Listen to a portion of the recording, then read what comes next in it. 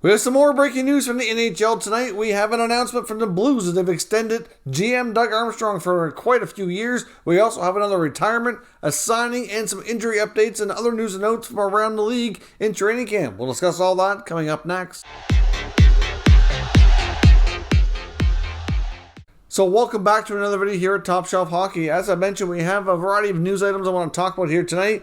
First up, we get a big announcement from the St. Louis Blues organization. Now, earlier in the day, they put out a bit of a teaser on their Twitter account saying that they had a major announcement coming at 5 o'clock, and obviously they did follow through with the big announcement. They had made a trade, obviously, not long before that, a few hours sooner, with the Ottawa Senators, as we discussed in a prior video. Many people thought that was the major announcement, but that was not indeed the case. They've also announced that longtime NHL GM Doug Armstrong will remain with the Blues on a 5-year contract extension.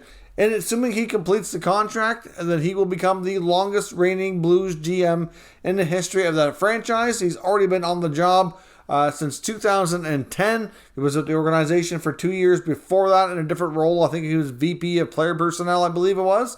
He has a record of 472, 271, and 88 during his time as general manager, which gives him a 621 winning percentage. Of course, they won the Stanley Cup a couple of years ago. Overall, Doug Armstrong, you must say, has done a pretty good job there. One of the probably top 5 GMs around the NHL. Obviously, he's navigated through a lot of difficult decisions, and for the most part, the Blues have been a pretty competitive team year in and year out.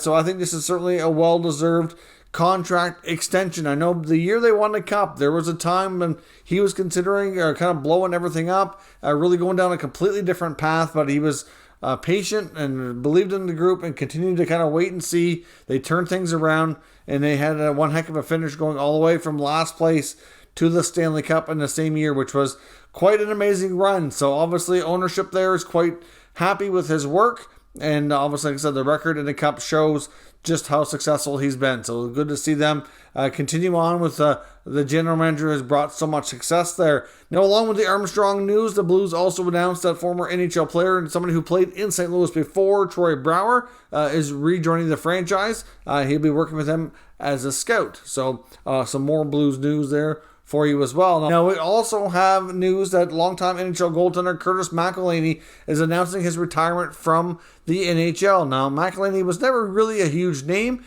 but there was a period of time where he was one of the better backups around the NHL. Of course, he's played for a variety of teams. The last stretch of years between his time in Tampa, Toronto, Carolina, maybe a little bit of his time in Columbus. Like I said, he was a pretty reliable backup goaltender. Certainly had a couple of seasons there, like at least 2 or 3 years, where he was probably considered maybe the best or one of the best backup goalies around the league, and was a little bit of a hot commodity there for a short stretch. But obviously, he did kind of seem to get better as he got a little bit older.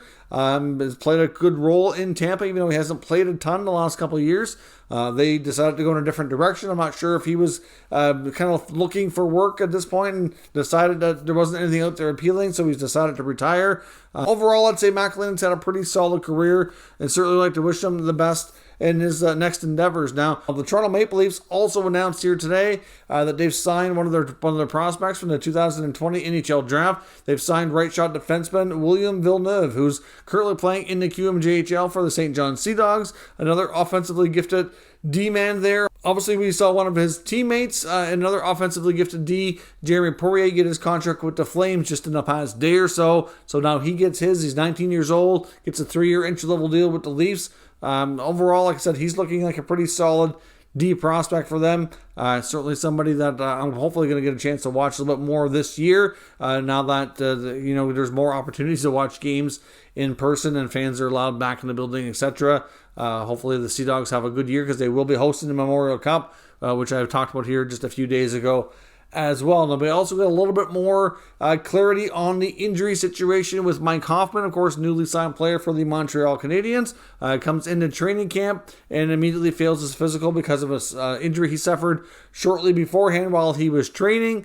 Looks as though, according to head coach Dominic Ducharme, that Hoffman will be out for around 4 weeks. So pretty much at this point, we can say it's a given he'll miss opening night of NHL action once the regular season gets underway, and he very well could miss the first couple of weeks by the sounds of things, which is certainly not really great. Not the way I'm sure he wanted to start his time in his career with his new team. Obviously, the Hams have enough other stuff they're dealing with as well, as we've talked about, with the amount of injuries that they started the season with here. Of course, we know Weber's not going to be there. Byron's expected to be out until probably like December, January. And of course, the Hoffman goes down. Edmondson was day-to-day, but I don't think that's anything too serious.